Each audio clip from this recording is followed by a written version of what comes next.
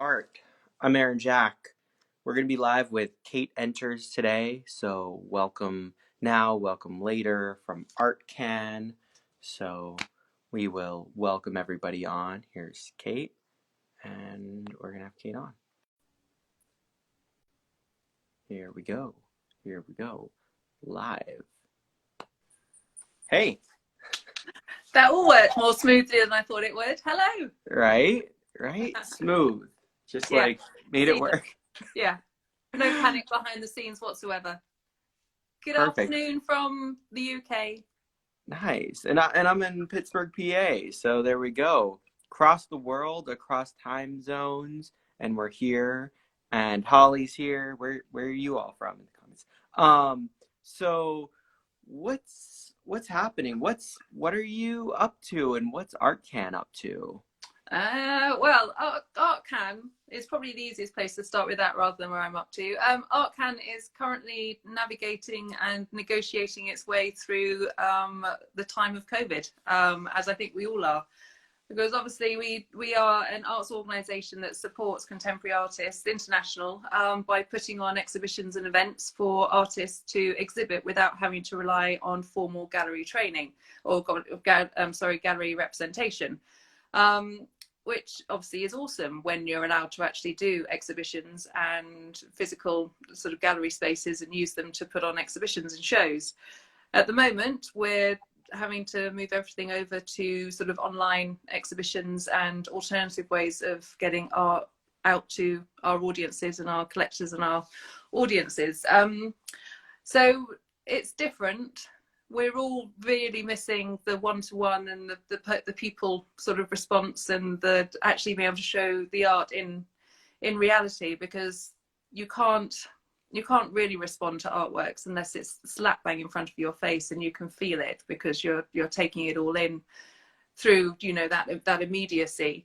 So we are missing that, but we're trying to find other ways of actually engaging. And what is interesting is that a lot of people are wanting to find out more about the actual artist as opposed to the artworks when they're being engaged on sort of a digital platform. So conversations are happening that are actually building up for potential collectors and supporters of artists to sort of show their work, which I don't think does happen within a physical space. So there are so many pros and cons throughout all of this. And so we're just trying to really highlight the pros and generate as many opportunities for our artists to get their artworks out there and to continue those conversations, because it's important.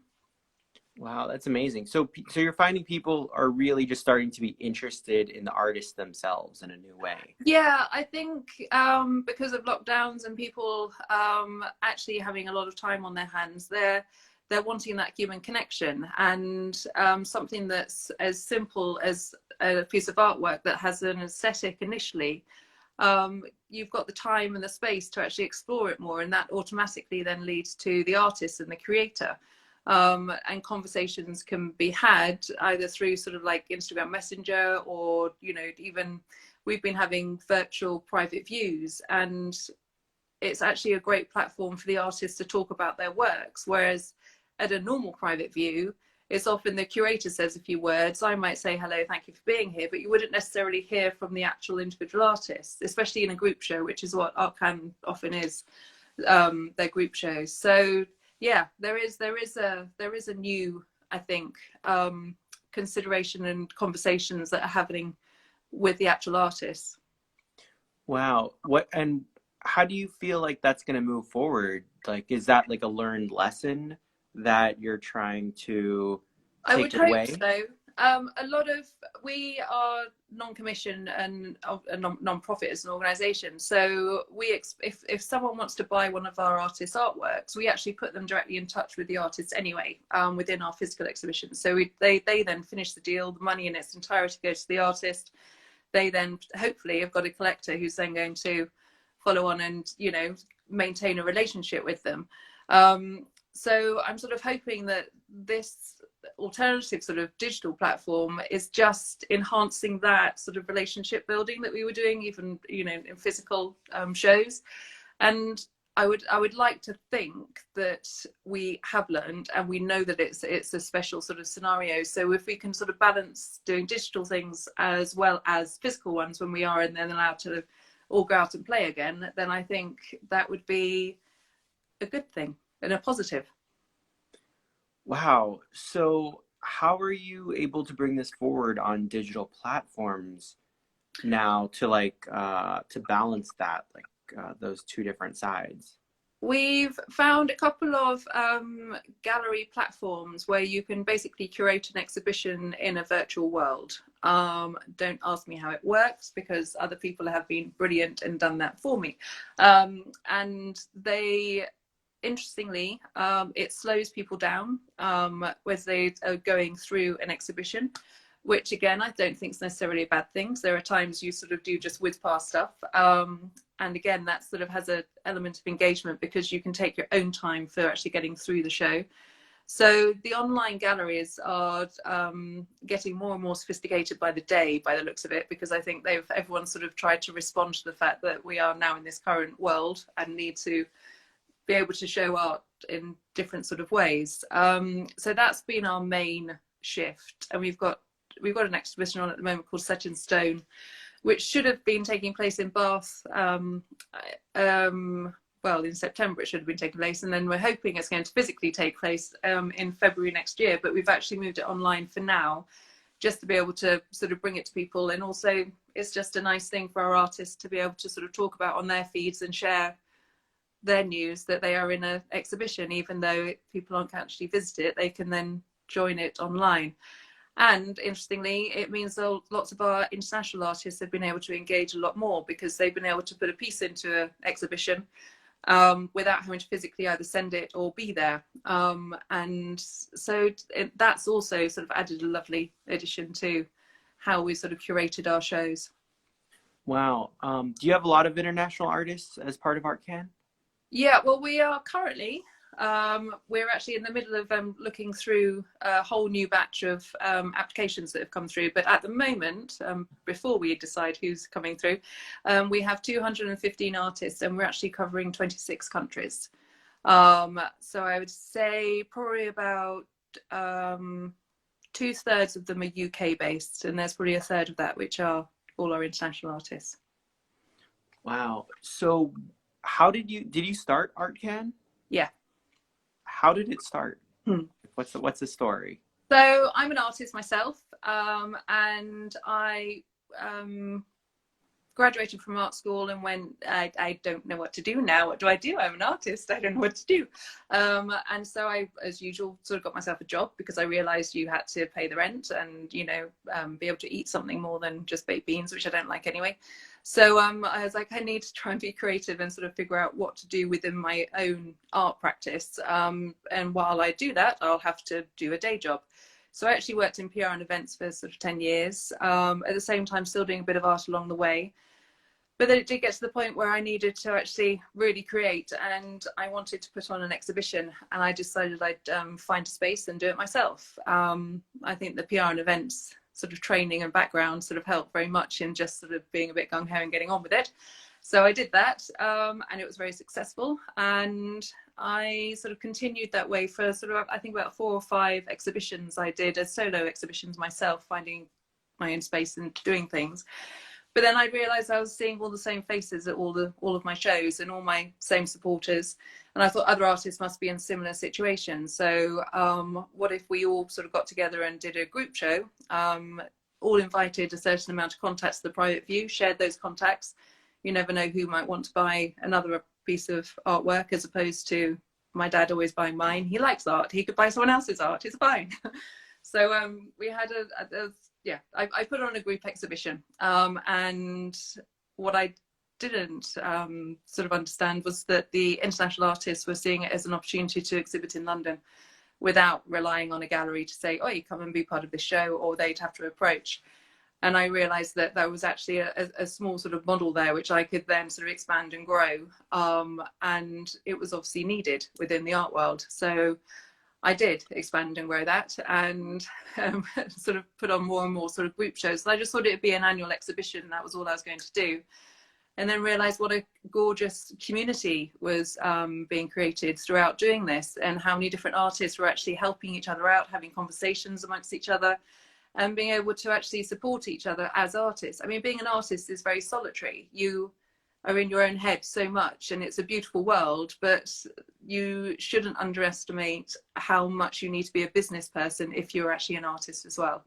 And I think that Artcan sort of gave that sort of model that some artists were able to say, or actually go to galleries and go to journalists, everybody you need to talk to as an artist, and say, well, I'm a member of Artcan and this is my practice. And it sort of gave people a tool to some extent to be able to feel like they were part of something, and then have the confidence to like go, no, I'm an artist. I know that did for myself, so I'm hoping I'm not making a mass generalization there. I think it has sort of helped a lot of artists to feel confident in their own voice as an artist. So that's how it happened, and it's just grown. About 5 years ago, I brought on board other people because it was getting too big just for me.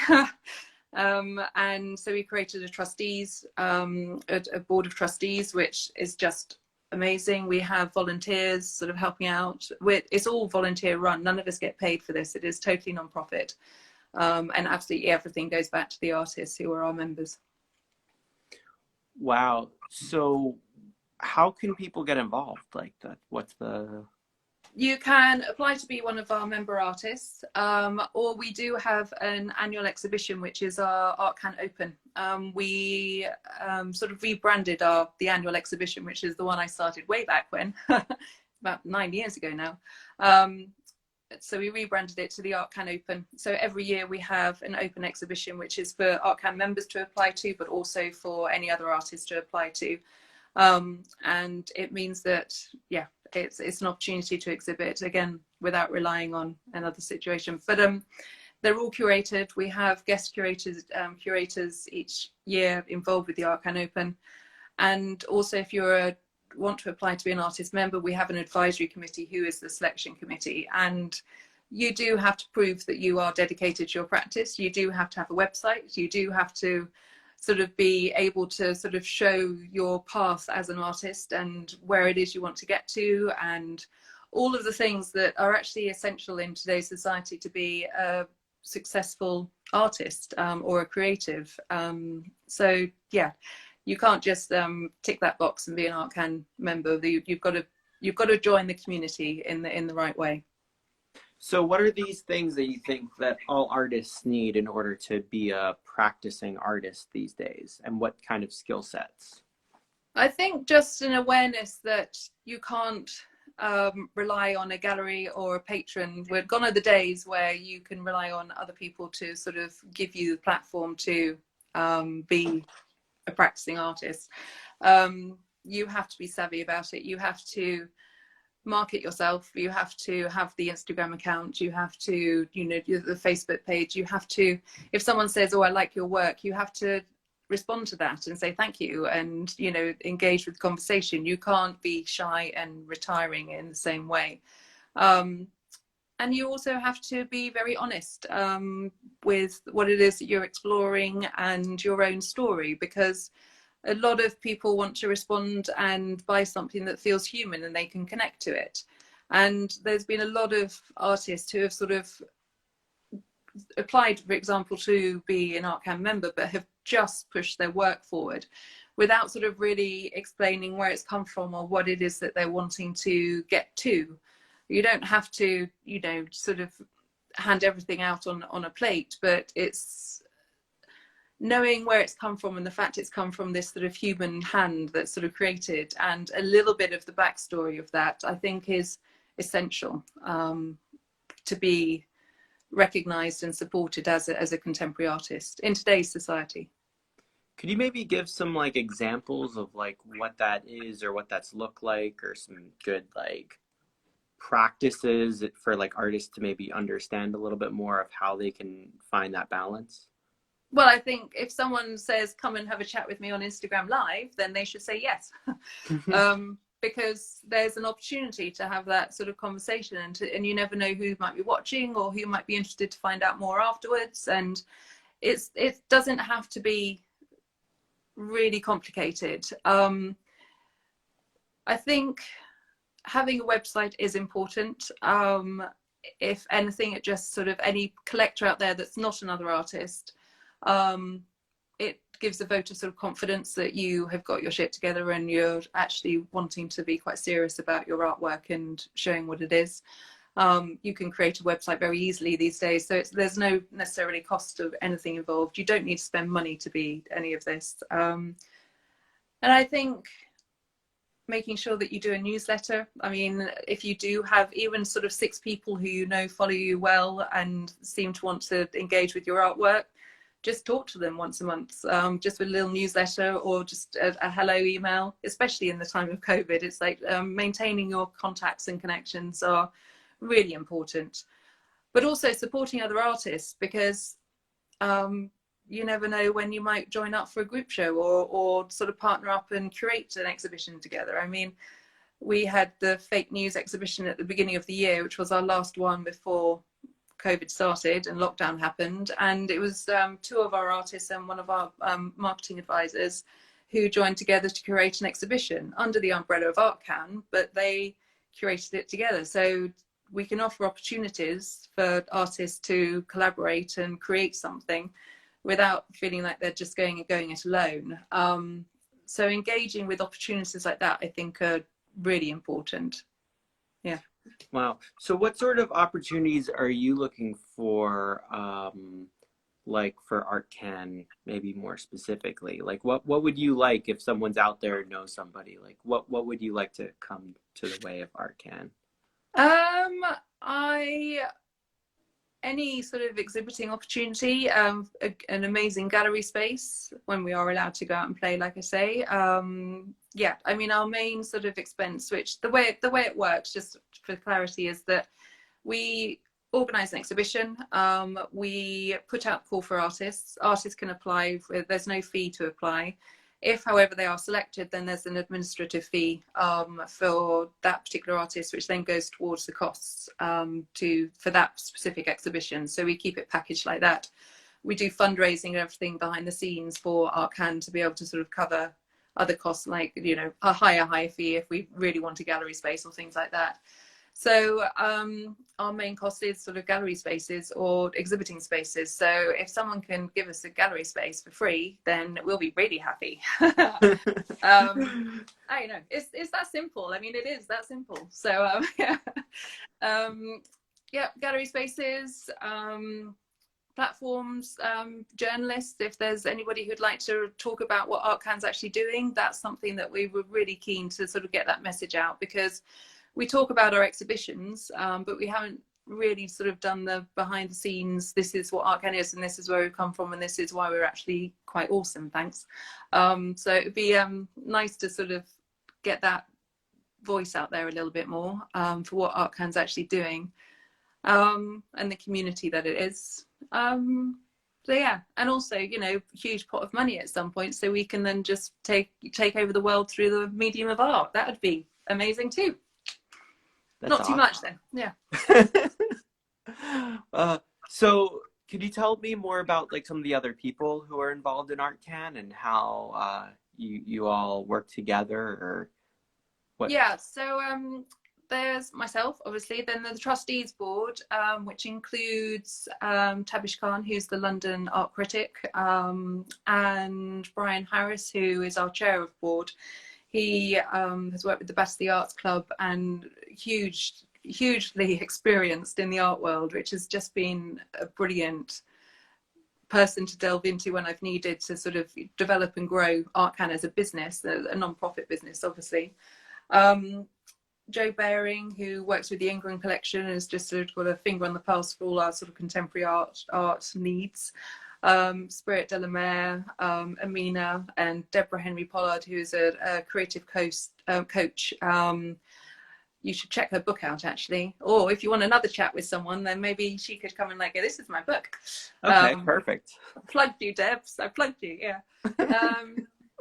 So yeah, we've got a great, and also on the more sort of administrative side, we have with the trustees group, we have Rich Nichols, who is our sort of finance guru, which obviously you need, and it means that I don't have to worry about things like that, which I'm just, yeah, no, just no. So he is brilliant, and Georgia Lord, who is our fundraiser, fundraising trustee, and she is just absolutely brilliant as well. So we've got a really lovely cross broad spectrum of skills within our board, which covers everything that we might possibly need to trickle down through the organisation. And I felt that was really important.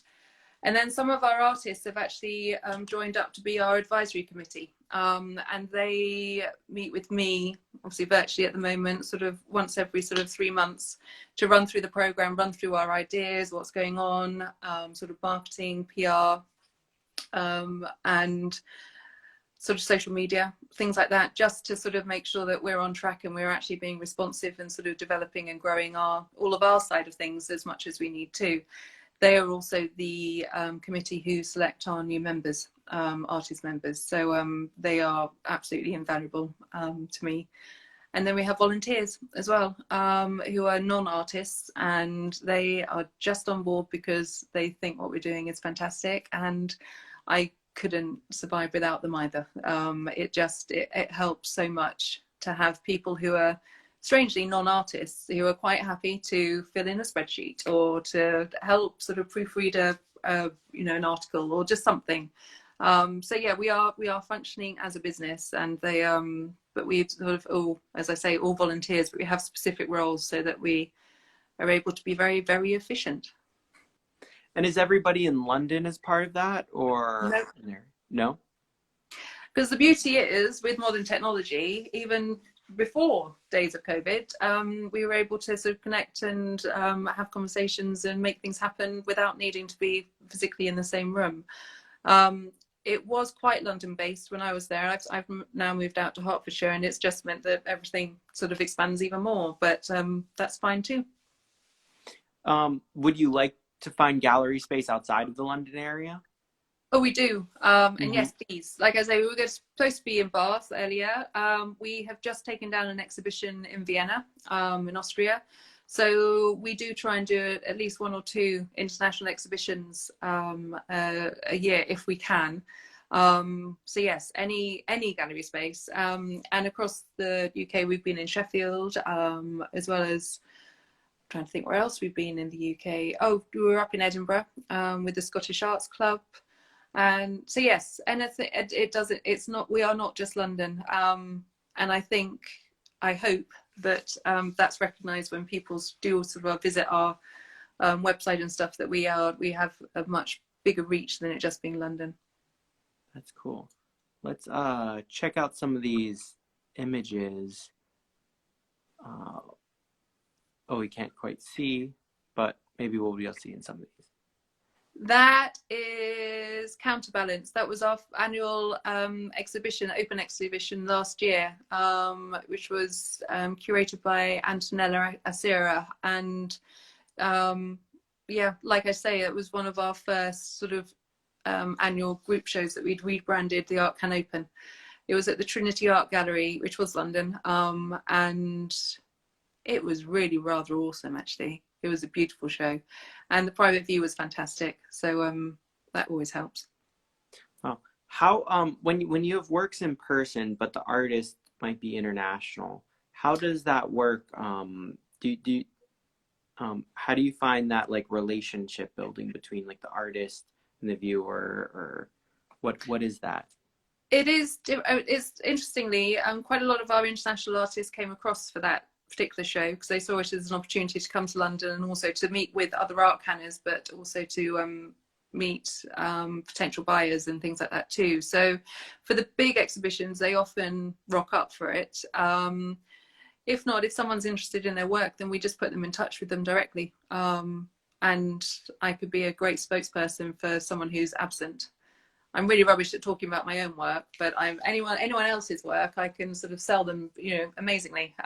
So we, but it's like I say, the community that we have, a lot of the other artists will, have the backs of artists that can't be there too. So yeah, that is, I don't worry too much. Obviously it's much better if the artist is there, because they can then like go to, oh, this is who I am and this is my work. But if for any reason that can't happen, then we will be their ambassadors instead. Oh, that's awesome. What's going on? What's going That on in this particular image? work, Mm-hmm.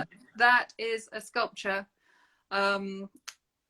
which obviously it was just 3 pieces that you have to put together and make sure it doesn't topple over, hence the title Counterbalance. And yeah, really wonderful. Opening night, that's actually Tavish Khan to my, well, looking at the picture to the left, and Antonella on the right. And interestingly, not everybody knows this, but I was just pregnant there. But there we go. So yeah, that was our opening night. We were doing speeches, and we were supported by Great Art, who provided a prize for one of the artists of £500 of vouchers. So great.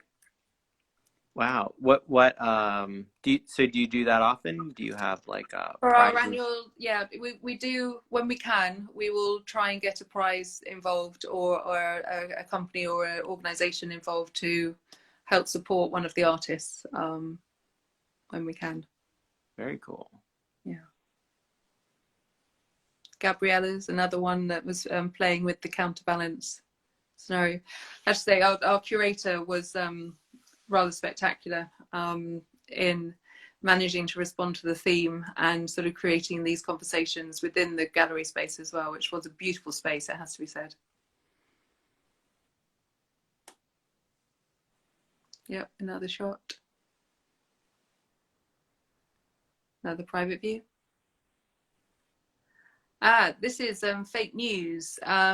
Christine Mandela, who was one of the exhibiting artists, also did a performance piece at the private view.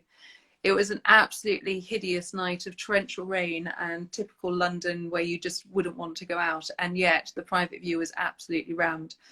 I think lockdown happened the Monday after, so we got in there quick, and hopefully didn't spread anything within that particular one night of event. But it was, to have performance art within a private view was just wonderful. Actually, it worked so well, and like I said, it was curated by a group of the Artcan members, so I wasn't really that sort of involved with it, other than sort of behind the scenes structure and making sure that things sort of happened at the right time. So yeah, Lisa and Rosha were just it was superb, along with Holly. So yeah, that was that private view. Wow, amazing. Yeah. And that's when, yeah, same night. Busy. Yeah, looks like a lot of people. Well, the beautiful thing is, yeah, I mean, the beautiful thing is that because you have group shows, if everybody brings 5 people, then you've got a very packed private view. And part of the sort of contract that we have is that if artists are going to become to the private view and inviting guests, then they should focus on their VIPs, whoever they might be, whether or not it is your dad because he buys your artwork, or whether or not it's, you know, someone that you really want to sort of engage with or start that sort of conversation. These should be the opportunities where you say, I'd like to invite you, and actually reach out and have that sort of initial connection. Even if they say no, you've still had that, they will have felt pleased to have been invited. Everybody feels pleased to be invited to something, even if they can't go. However grown up or, you know, VIP you are, it's still a rather lovely thing to be invited to something. So don't be shy, is, I think, is also key. It's good advice. You've got a lot of advice here. So handwritten art, as in your opinion, what major gear shift needs to happen for artists to showcase work amid all this uncertainty? I think you're going to have to rely on yourself a lot more. You could use, obviously, platforms like Artcan if we have an opportunity to exhibit and things like that. But you are going to have to gear shift yourself up a level to interact on Instagram, interact with your collectors, make sure that you're sending out, like I said earlier, your newsletter and talking to some of them once a month, even just to say, hey, I'm still here. This is what's happening. As and when I can sort of obviously show you my work in person. Until then, here's my website. I've updated it with latest artworks. If you'd like to have a chat about my, practice and what it is that how I create my work, then I would love to do that with you. If not, I'm going to be doing Instagram live, and join me at 6 o'clock next Friday or whatever. It's like just try and be creative with how you're projecting yourself out there. I think that's the only thing that we can do, and make sure that if you are going to be doing an Instagram live, let people know about it so that they do join in, and then the ripple effect of those conversations will hopefully be quite strong. But we can't rely at the moment on the ripple effect of meeting someone face to face and getting slightly tipsy together and thinking, oh, it's awesome. It's got to be a little bit different, and you have to take the initiative, I think, yourself. Use the communities though around you as well, because they all want to be successful. Everybody else will want to help you if they can. So don't be afraid to ask, I think, is also key. That's awesome. What are some things that you would want to ask for, since you mentioned to ask? If you happen to find out that you're connected to a lifestyle coach or a journalist or an artist who is where you would like to be, you could just drop them a note saying, I really appreciate what you do. I think you are amazing. I just wondered if you could spare me a couple of minutes to have a conversation or to advise me on this. I mean, you can't really ask for things for free, but you can ask to start a conversation and just see whether or not there's an opportunity. Within Artcan itself, all of our artists have access to our trustees. Just drop me a note, and if there's something that one of our trustees might be able to assist with or give a bit of advice, then I know they'll be very happy to do so. It's just, you just have to ask the question. Or make sure that if they're that particular person you're looking up to or think is doing really well is posting really lovely content, make sure you like it. Make sure that you're putting a comment under their picture, just because they'll see your name coming around. Or if it is someone really famous, whoever's doing their feed will see your name coming around, and it'll be recognized, and something might come of it. But if you don't, nothing will come of it, of course. So you've just got to keep going. Just keep going. I think. So you mentioned journalists a few times. Could you tell me a little bit about how journalists play in or could play into an individual artist's? I think journalist is probably a bit of a broad brushstroke I'm using with that. It's more, there are like bloggers, there are vloggers, there are social media influencers within the arts world, there are critics, there are the traditional sort of journalists.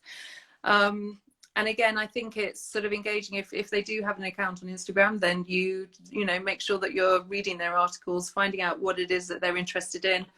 If you know that they're going to be researching a topic, because quite a few journalists that I know who I follow often post a picture going, has anybody done this recently? DM me if interested. It's like, well, if you don't, and it might suit your practice, so you could DM them, and you never know, you might get a 2-liner in an article or something. So you've got to follow it. You just have to keep those just keep savvy about following the right people to see what they're up to and whether or not there is an in for you to sort of start a conversation.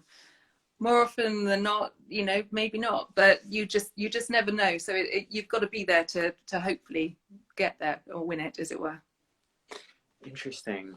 So it sounds like so you make it up of bloggers, people who are social media influencing, people who are could you break it down a little bit more about these different groups that you've kind of see it as? It's a bit tricky without sort of, giving all of my contacts away. Thanks. They edge. Oh, it's quite tricky. Maybe I'm lucky because obviously I've got on the boards people like Tavish Khan, but it's interesting. I sort of follow who it is that he then shares and where he goes and what he looks at, to then see how that sort of potentially could loop back round, or I could sort of get involved with myself. I do that more for Artcan as opposed to it being myself as an artist, but if I was looking at it with my artist hat on, then I think that would still be a useful exercise. I would look through all the magazines. I would see which journalist is writing about things that might potentially sort of suit your practice. Make sure you're following them on Instagram. Make sure that you're connected to them on social media in some way, or like Twitter. If they write an article, like it, comment on it, start those conversations. But yeah, do your research. You have to, because everything is going to be personal to you. You are going to be creating things within your own work as an artist and as a creative that will resonate with different medias out there.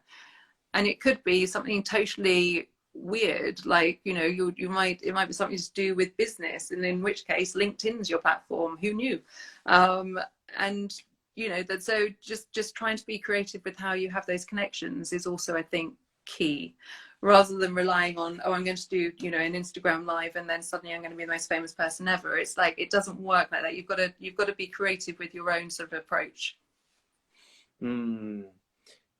What interesting approaches have you seen out there? That, because you don't just have your own art practice, you then have this like other community beyond yourself. Have you seen like other artists with like these communities that have kind of grown or they're connected to? What? Not like Artcan. There's nothing like Artcan. Let's there's put nothing that. like Artcan. No, I mean, quite frankly, there isn't.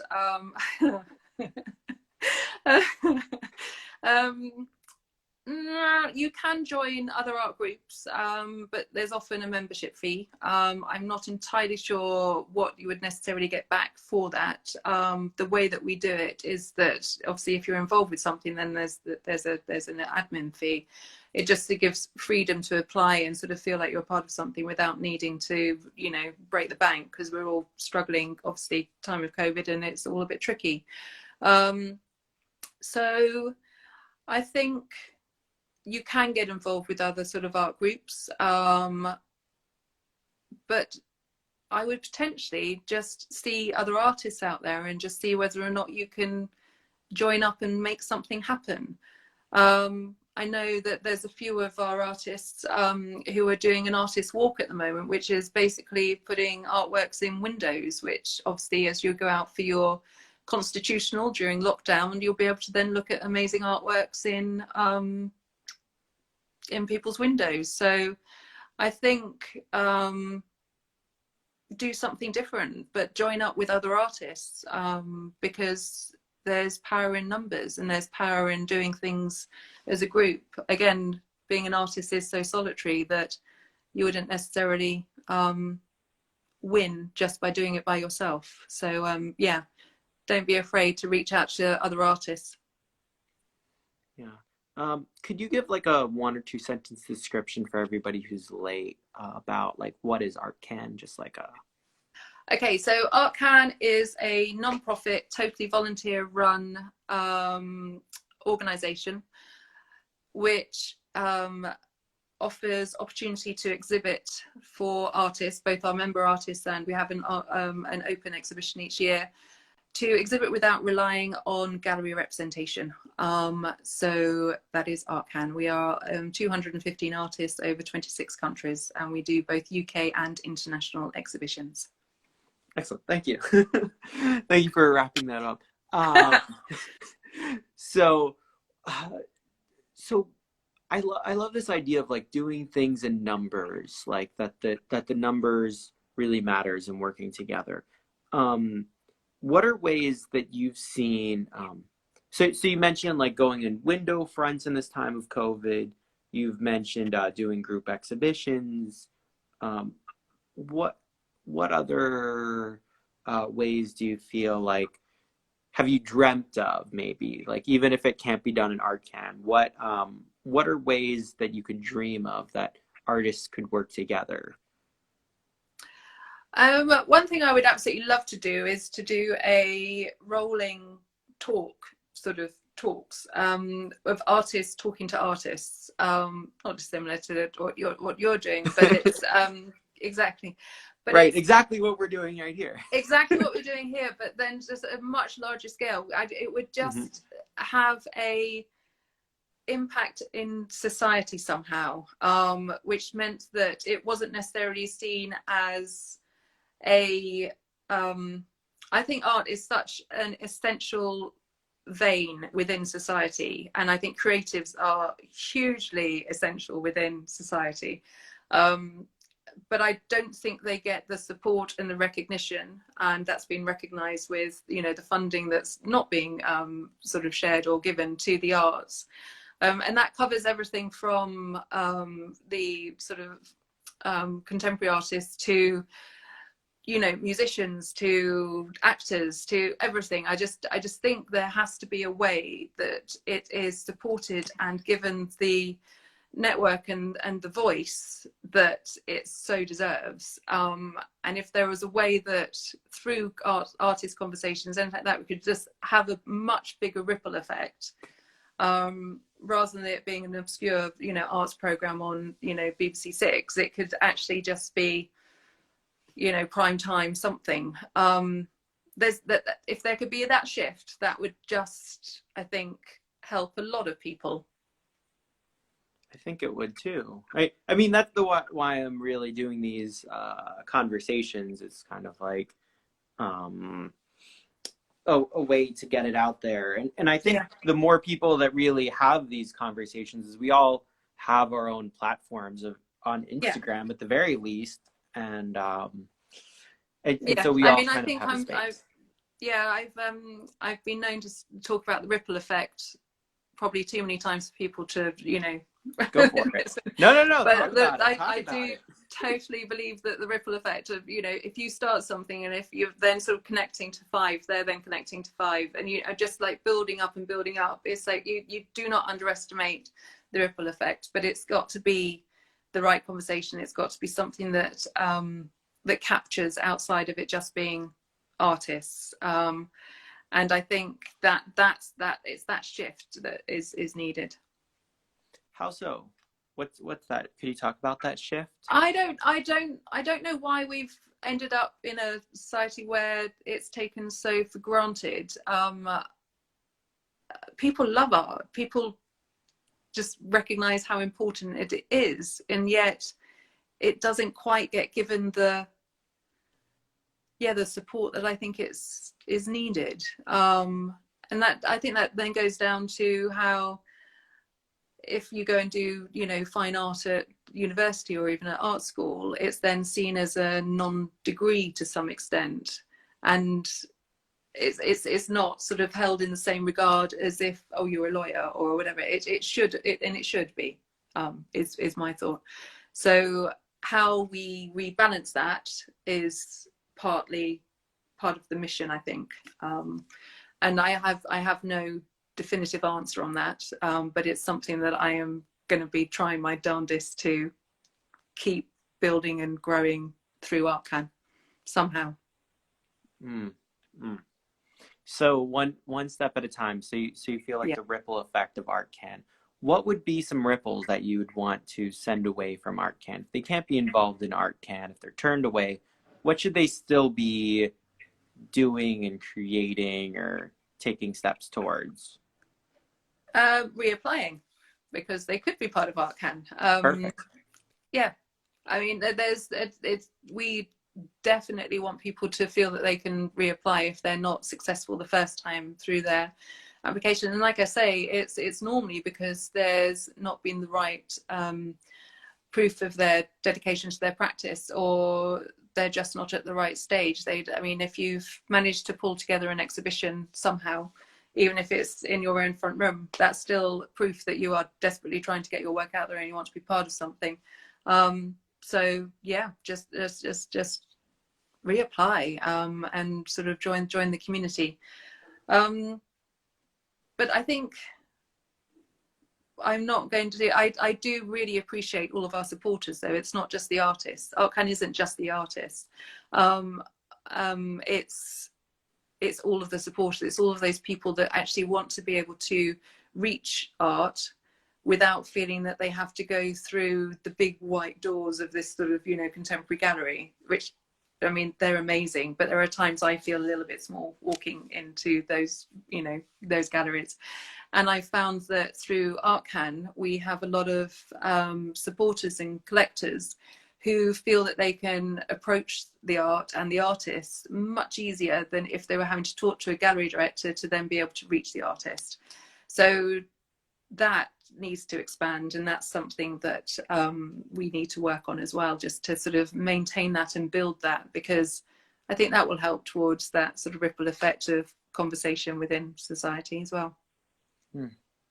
So Henrietta wants to know whether she can apply right now. She's in your area. I have a lot of UK followers, so. Good. Well, unfortunately, applications closed at the end of October, but they'll be open again in March. So there'll be a 2-month window. But all of the details are on our website on the artist page, which basically sort of explain how to apply. And it's literally filling in an online form and then submitting images to an email address, and then they'll all get reviewed at the end of that next window. And then that's the process. You'll be then told, and then just sign a contract letter, which is basically outlining our community and how we function and what we expect our artists to sort of do. You know, carry our logo on their website and talk about being an Artcan artist, because then that helps all of our ripples. So yeah, that's all it takes. So for right now, they should just go sign up for your newsletter, is basically what you're saying. Follow you, yes. Follow whoever you're not following. You should go follow one of us or both of us right up here, or later on in the links below, whichever way. And then Artcan, that's just at Artcan. It's artcan.org.uk, and no, you don't have to be in the UK. We are totally international. I'll say the figures again: 215 across 26 countries. Perfect. So let's take a look at some more of these images here. Bring them up and see what we've got. Can you see? Yeah, that's from the fake news exhibition, actually. That's the where we had the performance art that evening as well. It was very rainy. Also, could someone tell me the time unless you have that time? I don't have the time. Today I don't. If someone has the time, could you put that in the comments? Thanks.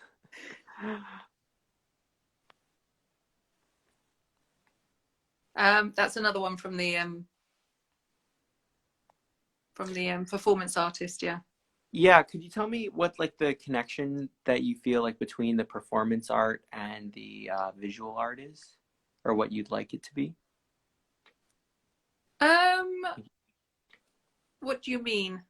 Like what, like you're having the performance art in the exhibition. How is that relationship?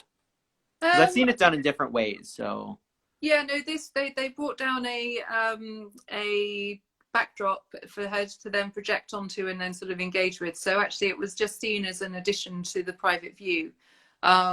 Obviously, she couldn't be there permanently when the exhibition was on, and there is the question, obviously, to see how you then represent that particular artist within the group show when she's not able to be there sort of permanently.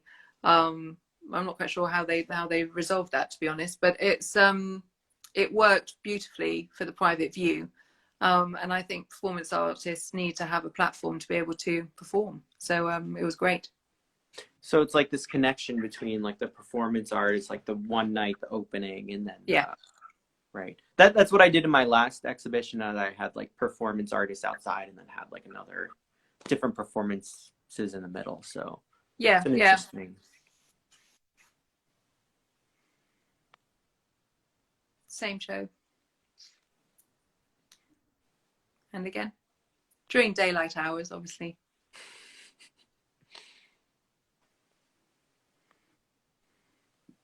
Oh, we have a amazing artist who goes around the streets of London doing chewing gum art, and that was the one that he did for Artcan for the fake news exhibition.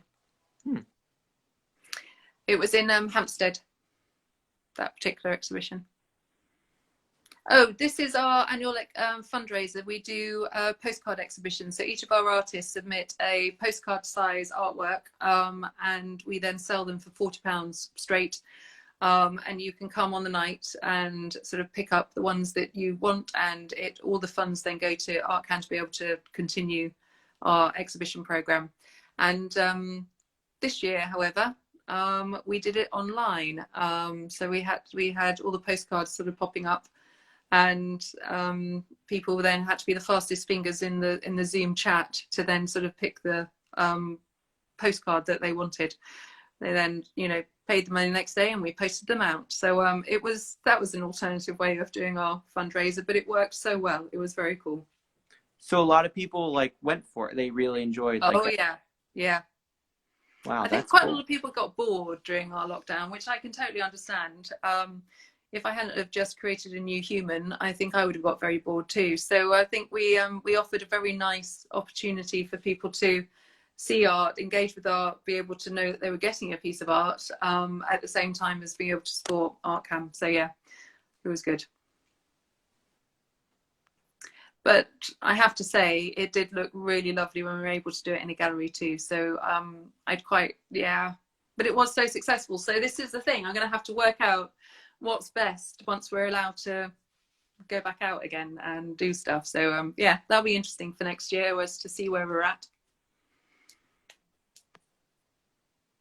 So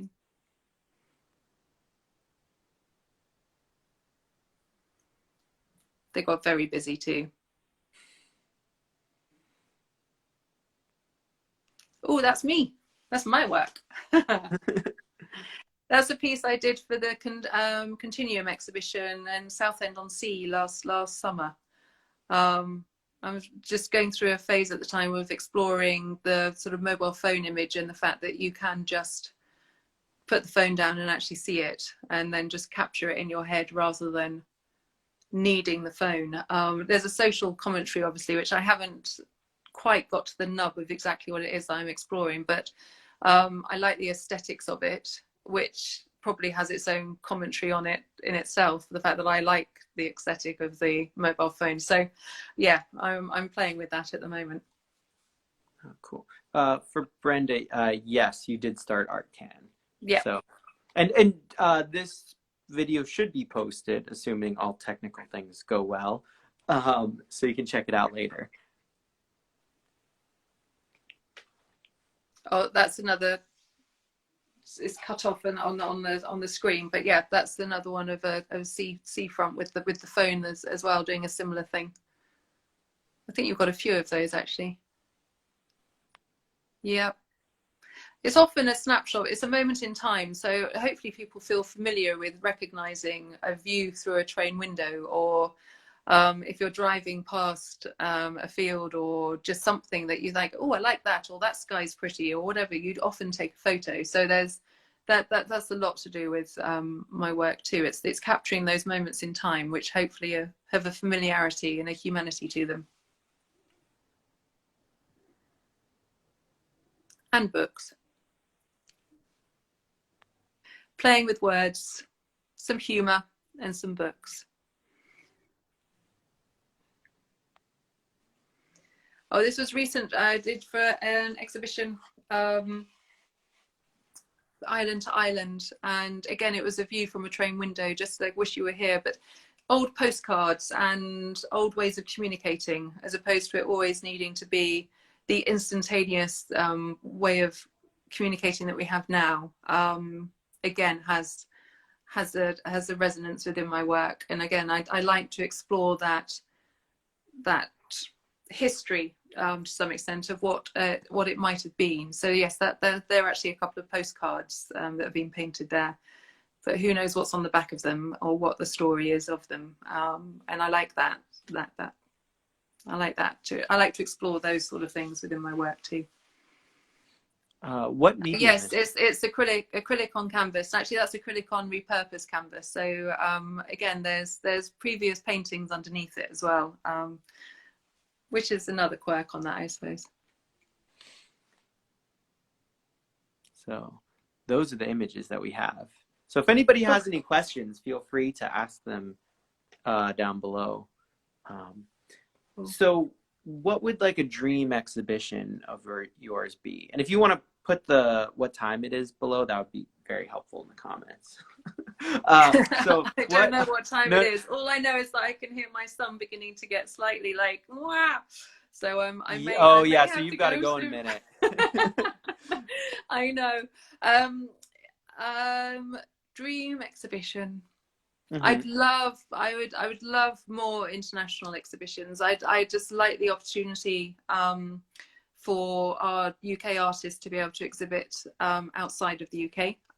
It's a difficult way of finding a path when you're just doing it on your own. So as a group show, we managed to get it organised quite happily and brilliantly. And often we have a member artist over in wherever it is that we're doing. So for example, in Vienna, Atelier Korpel sort of pulled it all together on the ground there and sort of managed to make it all sort of happen. So yeah, more international shows I think is really important, especially in the days of sort of Brexit and crapness. We need to keep those conversations going across borders and across boundaries. But at the same time, the whole thing about Artcan is that our international artists get to exhibit in the UK. That's a given. So we're those cross conversations, more of that will be great. Excellent.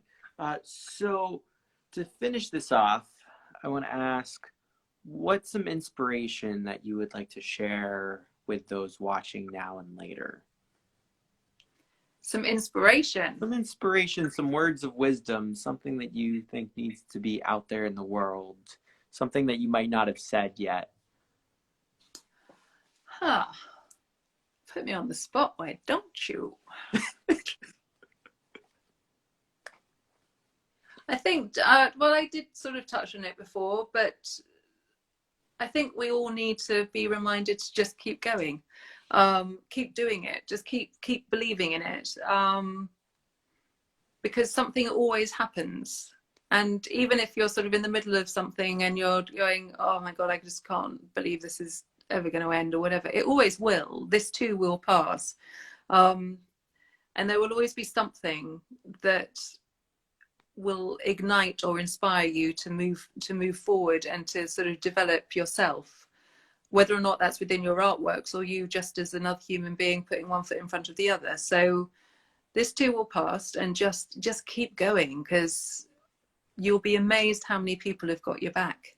So you're not alone. You aren't alone. But there you go. You ended on my tagline. You aren't alone. We aren't alone here. So well said. Thank you. So where can they check you out? Where can they follow you? I mean, of course, yeah, clicking up here before at Kate Enters. It's just my name. It is what it is. At Kate Enters and at artcan.org.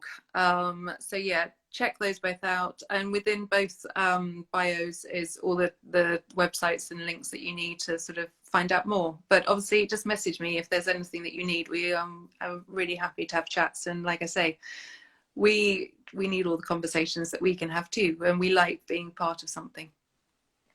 So thank you. So I'm Aaron Jack. You can find me at Aaron Jack Line Art, up here or down below in the comments when this is posted, wherever it gets posted, but definitely on my IGTV, along with all of the other interviews, these artist to art conversations. So this is number 65 since COVID. So that's today. I'll be back at 3 p.m. my time. Or wait, no. I'm doing 12 and 2 my time today. Normally I do 1 and 3. But anyhow, so I'll be back at I'll be back at 2 p.m. my time, which is 7 p.m. London time. So with in Buenos Aires, which is 2 hours ahead of me. So I'll be back on again at 5 You'll be p.m. back in a couple of hours then, basically. I'll be back on an hour is really what it is. But I'll be jumping from the UK to Buenos Aires with an amazing artist. So just for everybody who follows me, I'll be back on with live every Tuesday, and then Thursdays I go on live at the Freedom Tapestry Project. So we have a lot of international artists around there because it's a cross thing between the US, Syria, and then we have people around the world. So thank you so much. Thank you so much for being here with me, and thank you to all of the people watching. Anything else you'd like to say? You are a brilliant human. Carry on, sir. Thank you very, very much. Thank you. All right, till the next time. I'll see you. Bye-bye. Bye.